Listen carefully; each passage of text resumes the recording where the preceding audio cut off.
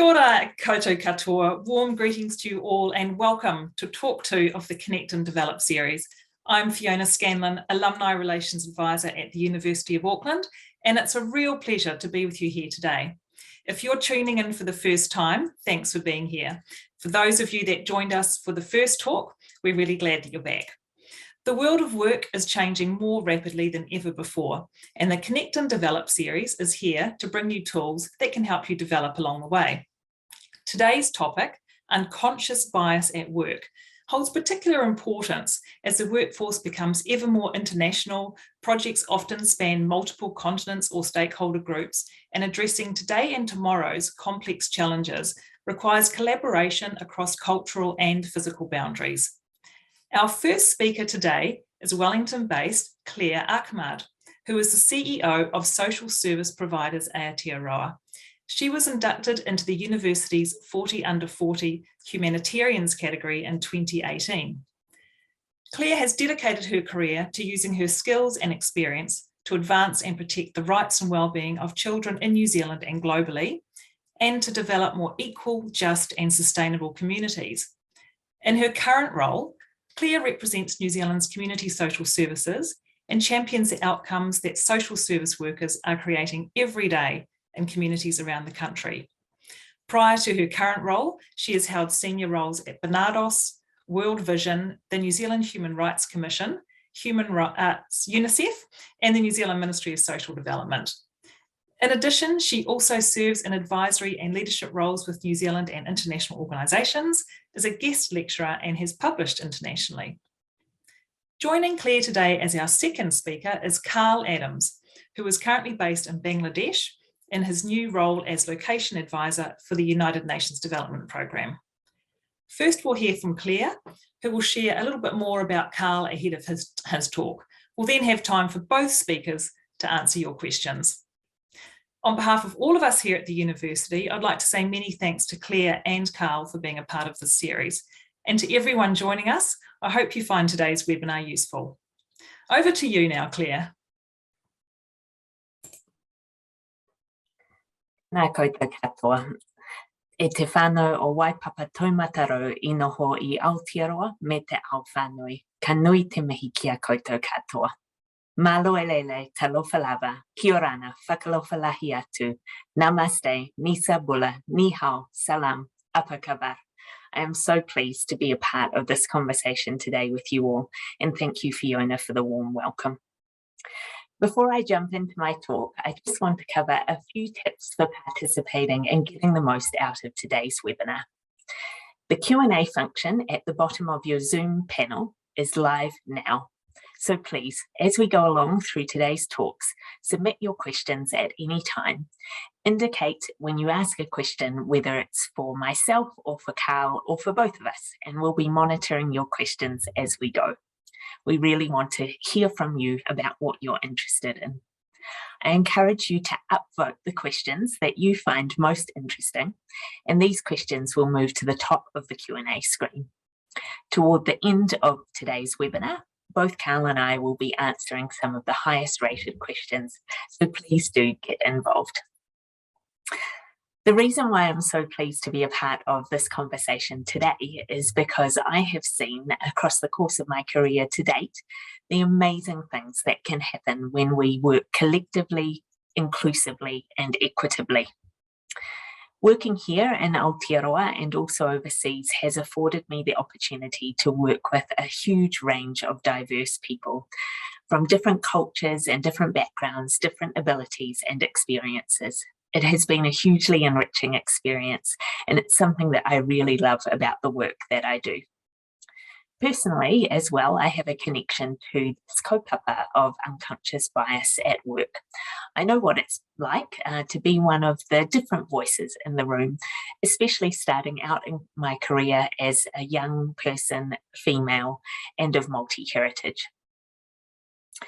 To set the scene for our kōrero today, I just wanted to briefly share a few thoughts.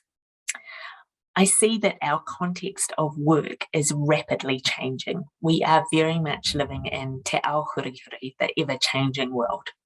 And that could not be more so than especially right now, We are coming up and finding ourselves at another critical juncture. We're into a new phase in the pandemic, both here in Aotearoa and globally. We've also seen across the past 2 years new ways of working, especially hybrid work, working both from home or other locations and from the office or the field. The combination of these things has become ever more normalised, but we still have to work through what that actually looks like as we are moving forward. We're also at another turning point with our world opening up again, and especially for those of us here in Aotearoa, New Zealand, with the prospect of our borders opening, we're seeing that people are thinking about moving offshore again or maybe coming back home. And people will have had very different experiences over these past 2 years. Some of us will have been directly affected by the pandemic and be experiencing those ongoing impacts, while others will have had quite different experiences. The other point I want to note at the outset in this context of our te ao hurihuri is the changing narratives that we're seeing in certain spaces. Walls are starting to come down, especially here in Aotearoa, New Zealand. We're at a point where we are starting to even more discuss this concept of decolonisation, deconstructing systemic racism, and starting to work in ways that are anti-racist and actively inclusive and pro-equity. And these are things that need to be more normalised as we move through the coming years. All the evidence and research shows the crucial importance of our workplaces being truly inclusive and collaborative, and that we actually get better outcomes when we work in those ways. But what the research also highlights is that we are still a long way off actually making this a reality, where everyone feels truly included, respected at work, and where we are working in every day in ways that are mana enhancing for everyone. So that's why I'm so pleased that we are having this conversation together today, because I very much believe that you can be the change. And we have to start from a point of self and societal awareness about the growth that we each have ahead of us to get to the outcome that we ultimately, I believe, want to see in this context, which is workplaces both in Aotearoa and around the world that are genuinely inclusive, collaborative, and equitable. So the three things that I will spend my talk focusing on today are, firstly, quickly unpacking what unconscious bias is. I'll also whip through some of the most prevalent biases that are out there, and then I'll wrap up with a few calls to action around what you can do when it comes to unconscious bias in the workplace. So first up, what is this term unconscious bias? What does it actually mean? Essentially, unconscious bias is a subconscious preference that may have an effect upon your opinions and actions, both in work and in your wider life. And this is especially to do with your perceptions of and actions towards other human beings. Unconscious bias can be based on facts that you believe to be true or your past experiences. Essentially, it's about making assumptions and stereotyping. It's those learned beliefs, attitudes, and assumptions that we aren't necessarily aware that we hold, but which can end up manifesting in how we act and behave, including in the workplace. And I think it's really important that I emphasize that we all have unconscious biases. There's a lot of research that has been done to show that unconscious bias, often our brains are actually using these biases as mental shortcuts for faster information processing. But what can happen as a result can be incredibly damaging. It can end up that we make judgments that can be skewed, we make decisions that can discriminate, and through these unconscious biases, we can actually hold each other, ourselves, and our organisations and communities back from progress. In our workplaces, we see unconscious bias manifesting in things like the way that we interact with our colleagues, how we hire people into our organisations, how we make our business decisions, the making of unfair advantages and disadvantages, for example, around promotion and remuneration, And at a macro level, we can see unconscious bias manifesting in our broader culture and workplace behaviours. So to quickly touch on some of the most prevalent biases that we see out there. So first of all, racism. Racism continues to be a major factor in our communities here in Aotearoa and around the world. And it essentially leads to systemic injustices and inequities. So we need to be working in ways that actively deconstruct these biases and the structures that reinforce racism and inequitable outcomes. Gender bias is another quite common one. So this is where a particular sex is treated more favourably than another. And we see this manifesting in things like pay gaps, diversity and inclusion at senior levels, and in some particular professions. Health status bias is another one based on, a particular ability or disability that someone has, or perhaps even on someone's mental health situation. And a few other examples are name bias, ageism, conformity bias, and attribution bias. For example, when someone comes in late to work, whether we think, oh, do they care about their job or are they a bit lazy? But actually, that's probably not the truth at all. There might be some other very good reasons why. So the good news that I want to share is that by taking deliberate action, we can reduce the impact of unconscious bias. We can counter unfair disadvantages that it creates, and of course, ultimately create workplaces where unconscious bias just doesn't come through the door. So I wanted to wrap up my part of this session with, 6 ideas for action. These are my suggestions for how you can be a part of breaking down unconscious bias every day. So firstly, the first thing that you can do is to do some self-reflection. We have to become conscious of our unconscious biases so that we can actually work to counter them. Make this a regular process of self-reflection, not to beat yourself up, but to grow your own self-awareness of your unconscious bias. Secondly, get clear on your values and purpose. What's your why? What motivates you? And how do you want to show up in the world and in your work? And how do you want to make other people feel? And also remember, our own lived experiences can actually be our superpowers, so draw on them too. Thirdly, actively be the change that you want to see. Behave in ways that uphold your values and that contribute to actively building more inclusive, collaborative and equitable workplaces. This is both about system change and individual change. And please remember that small changes can add up to a big difference. Fourth, bring other people into the conversation. Think about who you need to involve in conversations and in projects. Ask yourself, are you being truly inclusive and equitable through your actions? Look around, be aware, stay curious, see if there are people in your team that you need to get alongside to make sure their mana is being supported and enhanced. Fifth, hold to account and bring solutions forward. Don't be afraid to ask questions of your organisation and employer about the organisation's policies and ways of doing things. For example, do they have an equity and inclusion policy? What's their hiring process and policy? We need to demand transparency and grow transparency in this space. And if you've got ideas about how things can be done better, then bring them forward. And sixth, adopt a learning orientation towards diversity and inclusion.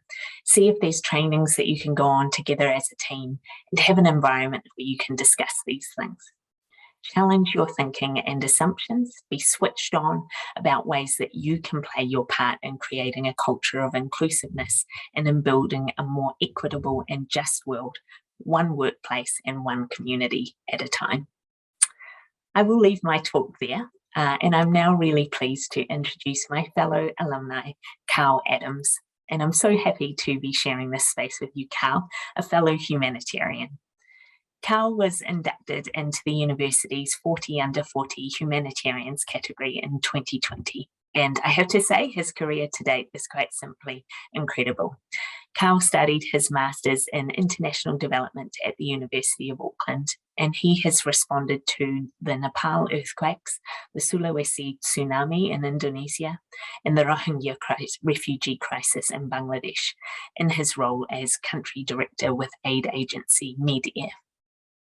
More recently, he was International Programs Director for Tier Fund New Zealand, and he studied international law at the University of Auckland. Carl is now working for the United Nations Development Programme in Bangladesh, where his focus is on localisation of aid and on improving outcomes for people affected by crisis. Over to you, Carl. Thanks, Claire, for such a warm introduction and for a really interesting talk. You highlighted to me some great practical tips for deconstructing unconscious bias from a range of different angles. So, before I launch into my presentation, I'd like to remind everyone that there is a Q&A function and it's live. So please put through any questions and upvote questions which really interest you, and we will pick them up after my talk here.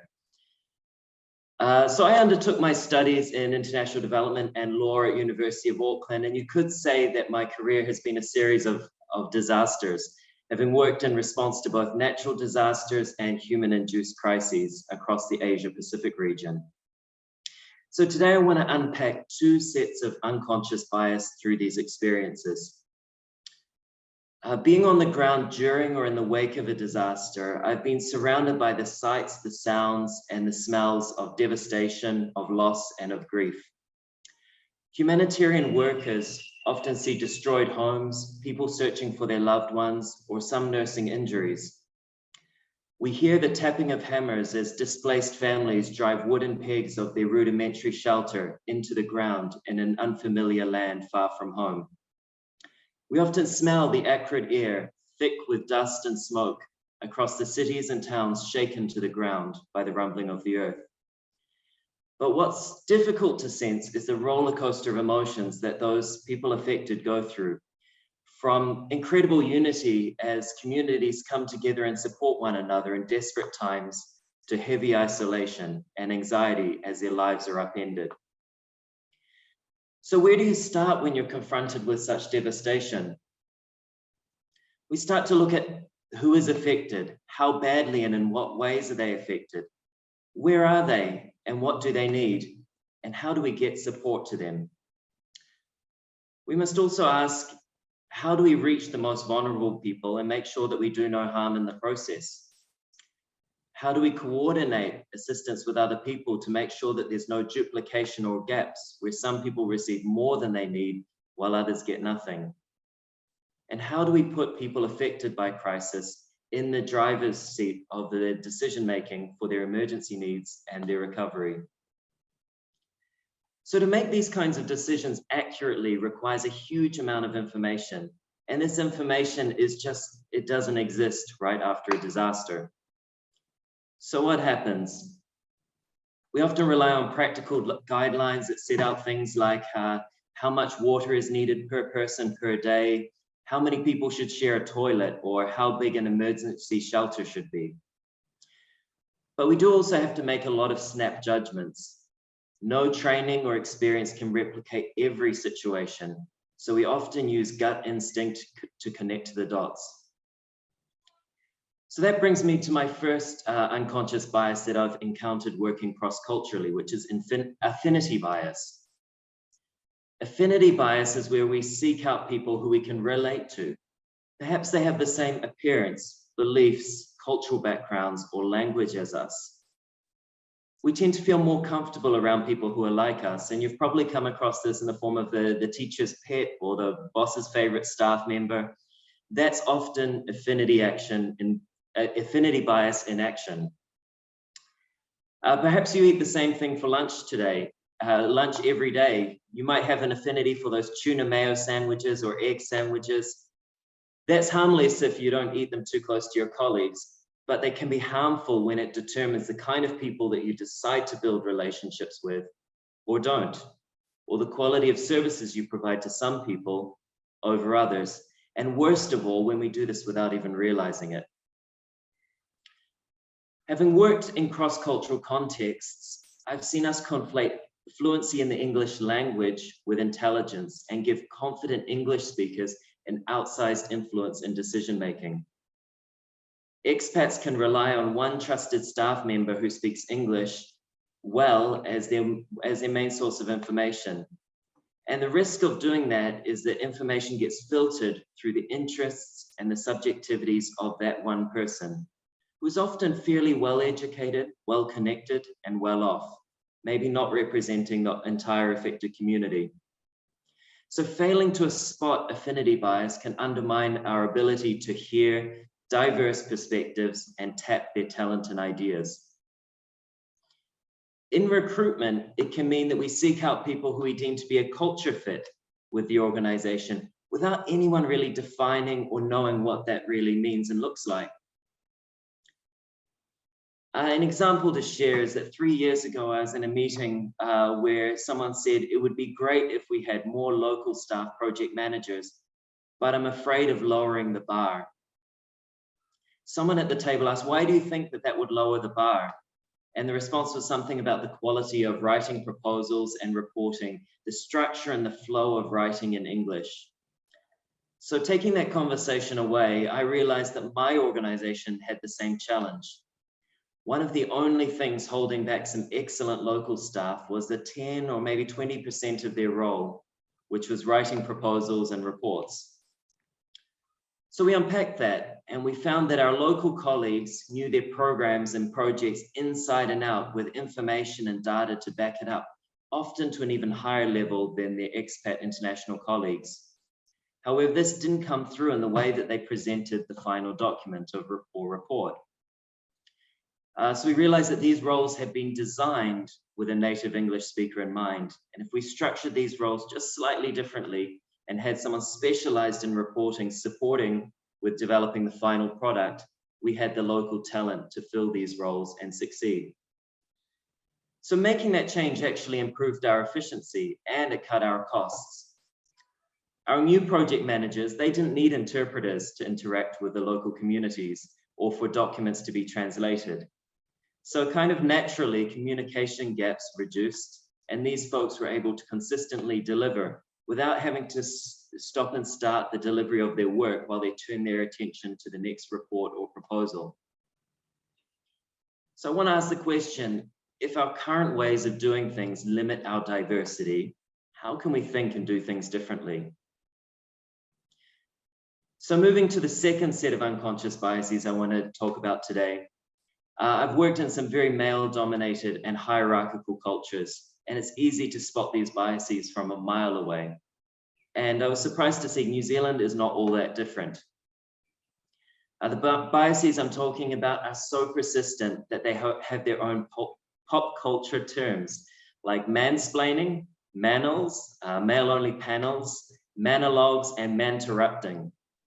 We've grown so accustomed to these that most of the time we don't even notice that we're doing it. Next time you're in a team meeting, try noting the number of times that women are interrupted by men, and also note the number of times that men are interrupted by women. A range of studies show that men tend to interrupt women more on average than interrupting other men. But also observe who speaks and who doesn't speak. Are a diversity of ideas being heard around the table? So how can you confront these unconscious biases? Well, one thing is you can invite people to contribute. I'd like to hear the rest of Olivia's thoughts, or Sita raised an interesting point. I'd like to consider it further before we move on.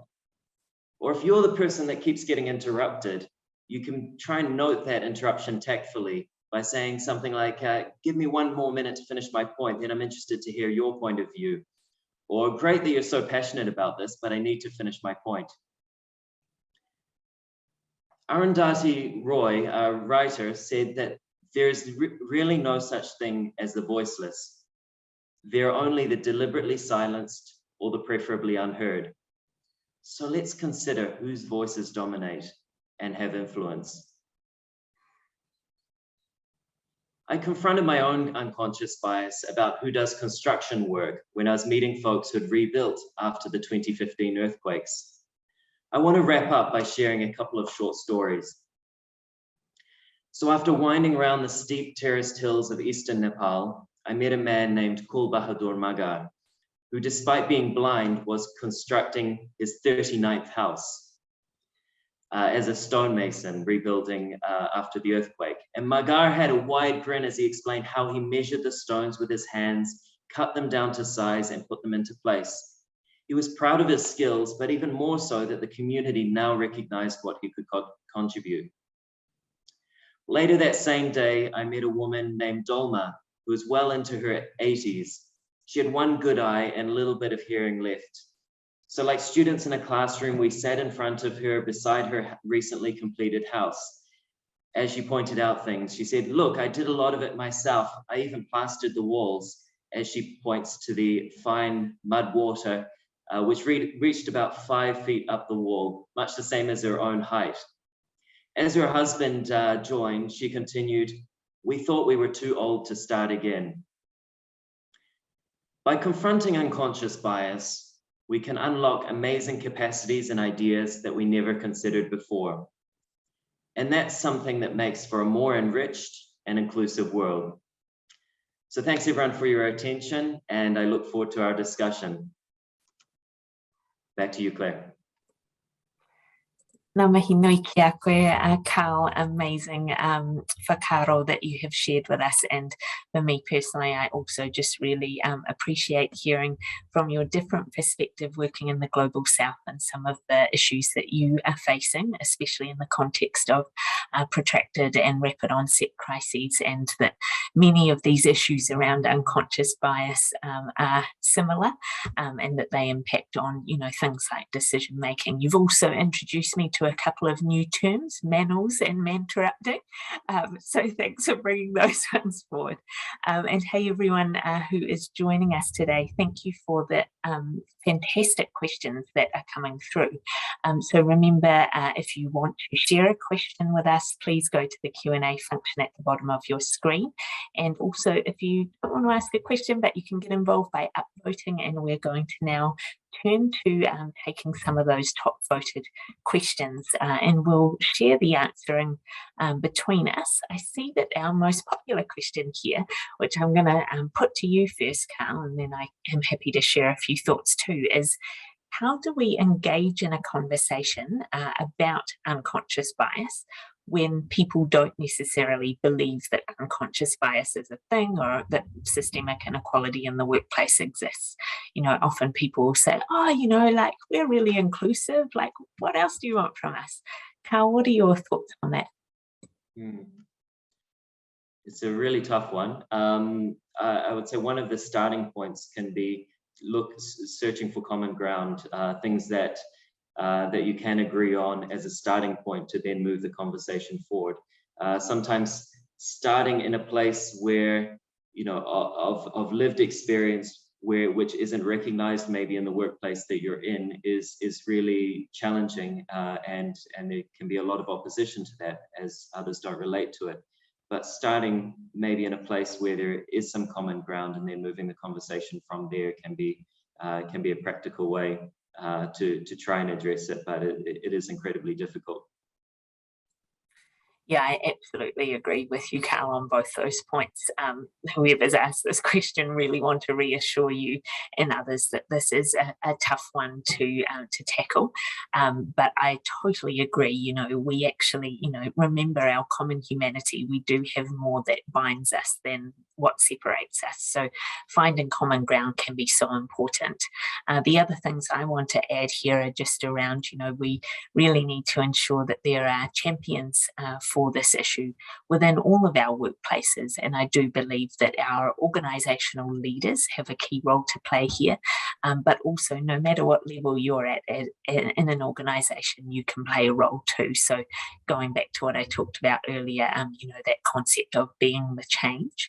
But I think starting small can be helpful as well. So for example, start small, get alongside people who are open to this conversation, and create safe spaces for that conversation to happen. And over time, it can have that ripple effect with people. I think as well, highlighting the evidence around when we act in ways that counter unconscious bias, the outcomes that we actually get are better. Bringing forward that evidence can be helpful too. And then I think the last thing I want to share is just to encourage your organisation, or if you're leading an organisation, invest in this process of training, of learning together. That can go a long way as well. So I'm just looking through the questions here, and I think there's another one here that's pretty popular, and this one is for you, I think, Carl. So Christy is saying, how did you deal mentally with the experiences that you have seen during your career, for example, disasters and human crises? And I guess, how have you sought to be inclusive in the way that you have worked with people and also support your own well-being in doing that? Well, big question. I'm sure I could talk about that for hours. Just looking on here so I can refer to it.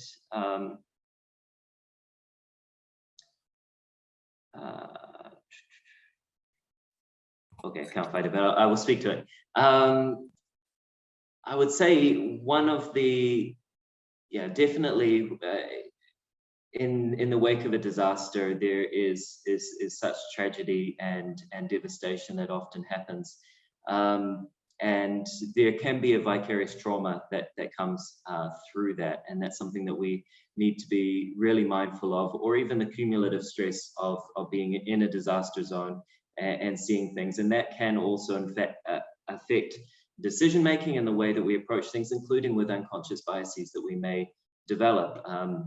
As I mentioned, around that kind of affinity bias, in such perhaps a foreign context or something where there's so much uncertainty, there can be a pressure to search for those sort of safe spaces or areas of zones of certainty, which can lead, in fact, to some unconscious biases. So I think a couple of strategies or tools that I've developed for that. I think it's really important to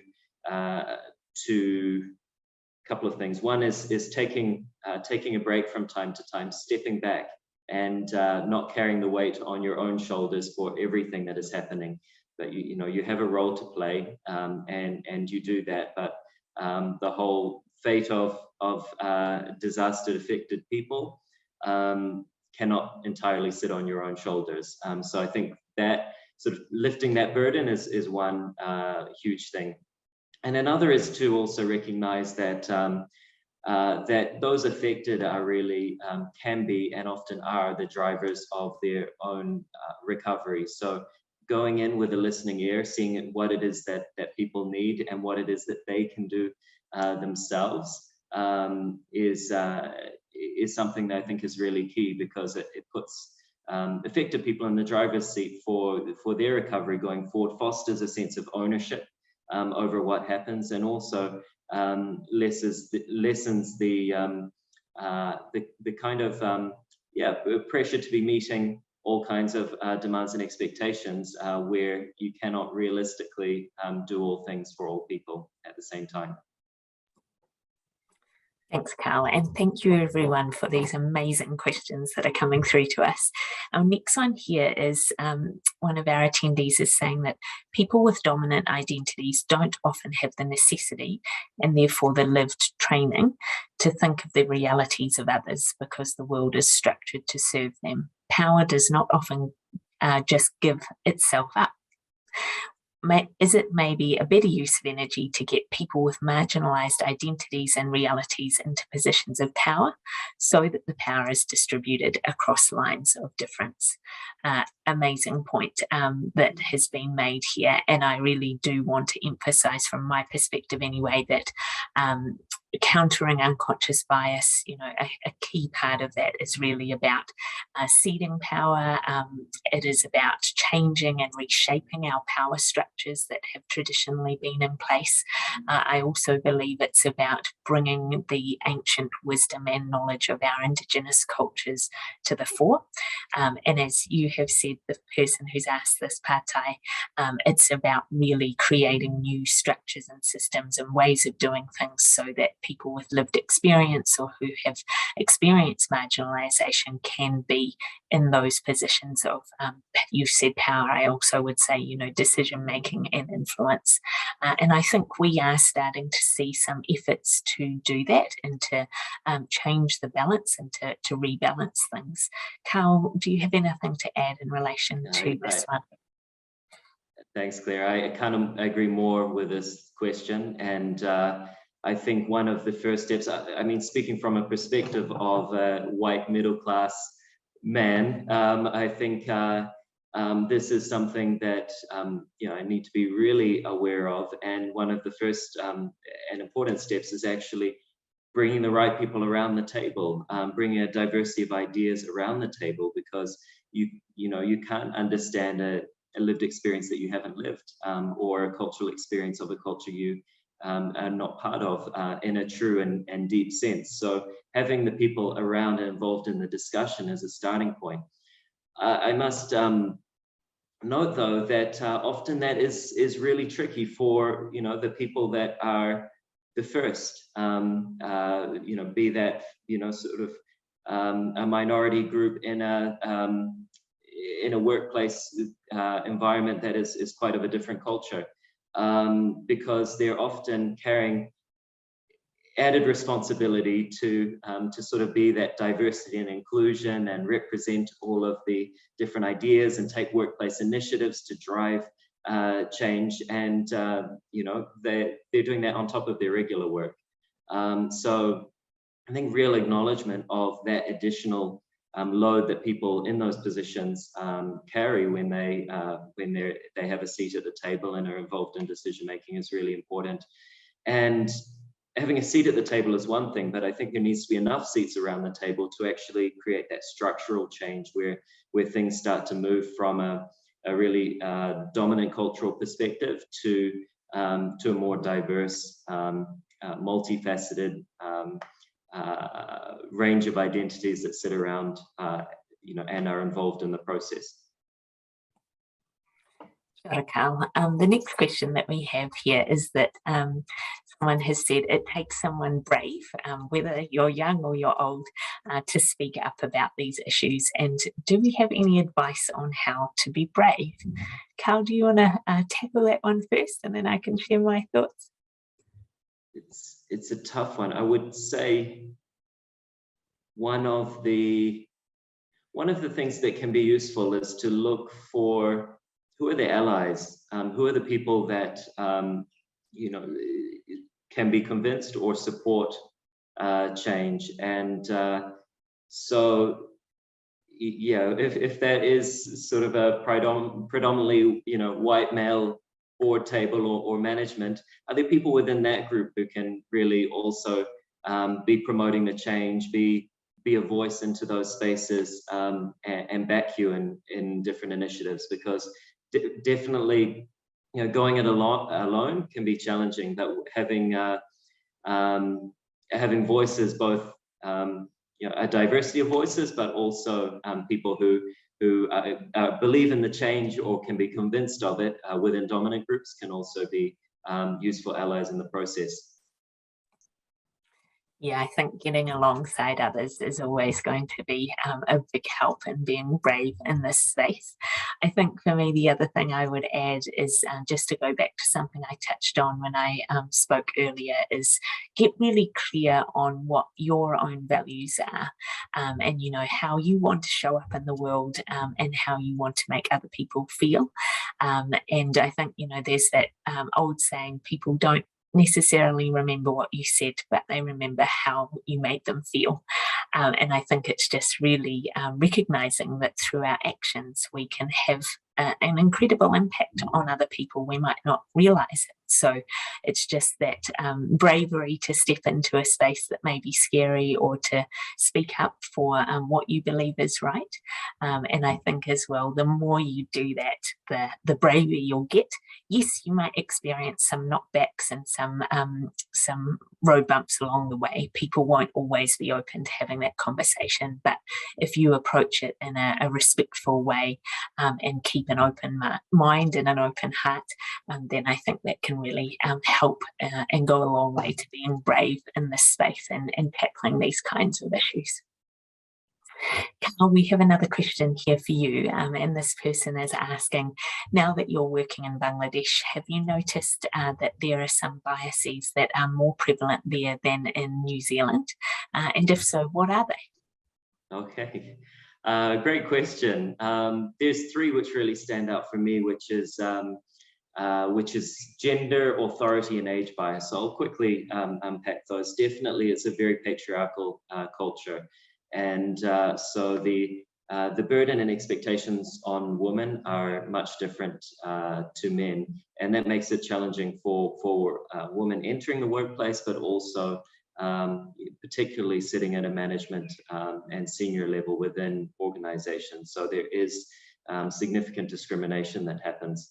The second one is authority bias, where you know, I think this is common to a lot of South Asian cultures, is that there is very strong government and very strong regulation in a number of areas of public life. And so there is kind of people in positions of authority, there is quite a strong obedience, and is quite challenging to question that authority, to challenge that authority in a democratic way. The third one I want to mention is an age bias. So for you know, senior leadership and management within organizations is often dominated by sort of the 50+ age group, and so for younger people to have a voice into those spaces can be it has to be done in a culture of real respect, of bringing them along on the journey, and in some cases convincing them in a way that they take ownership of that idea as their own, and lead it forward. So that I've seen amazing kind of diplomacy and tact in the way that people bring initiatives and move them forward when they are trying to find their way around these different biases. Thanks, Carl. And there's just some great questions here, and some really big and important ones. And the next one that I'd like to focus on is someone's asking, how should I respond in a non-confrontational way if I experience bias to myself in the workplace? Great question. And maybe if I can speak from personal experience here, I think what I've found is to just step back from the situation when it occurs, take a moment just to ground yourself, take some deep breaths, and then maybe come back to the situation and think about it.